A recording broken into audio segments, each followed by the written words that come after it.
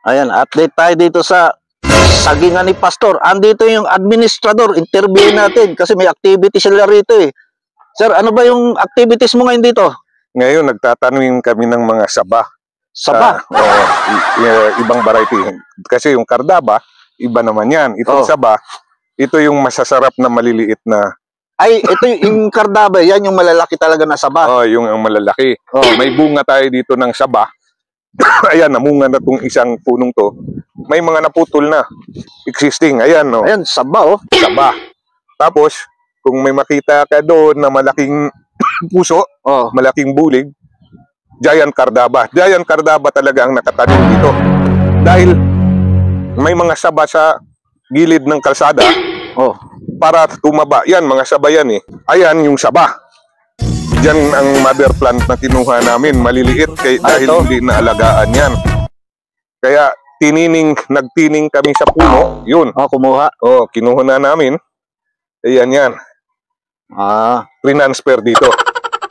Nasa 60 na kwan, sakir. Itong area to, gano'ng kalaki to, itong tinataniman mo ngayon? Ito, nasa kwan lang to.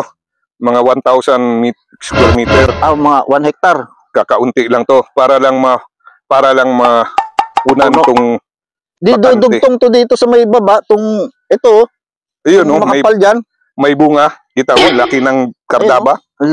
Yan yung huli ka nagtanim do sa video ko eh. Oh no. Yan. Ang dami yung may sapa. Yan yung malalim na pag nag-uulan na matubig. Halos puno na yan dyan. Last week nakatanim kami ng almost 500 na puno na kardaba. Dami na. Kulang na lang ng mga 100 hills ang kulang ng kardaba. Tapos dito na kami sa isang magmula rito dudugtong na yan dito. Dudugtong na hanggang doon sa dulo. Tapos nag-harvest ka nung nakaraan. Dugtong na yan. Tapos itong kabila ng sapa, wala pang, may tanim na giant pero kulang. Punuin na din namin yan. Dito lang kami kukuha ng mga sakir. Ang daming sakir eh. Dahil yung tubo naman sa walang katapusan yan.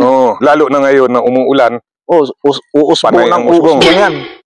Kaya yan. Ito na pala yung boundary ng mango plantation mo. Nandyan. Pakita ko sa inyo. Zoom natin. Para makita. Ayun yan likod ng puno.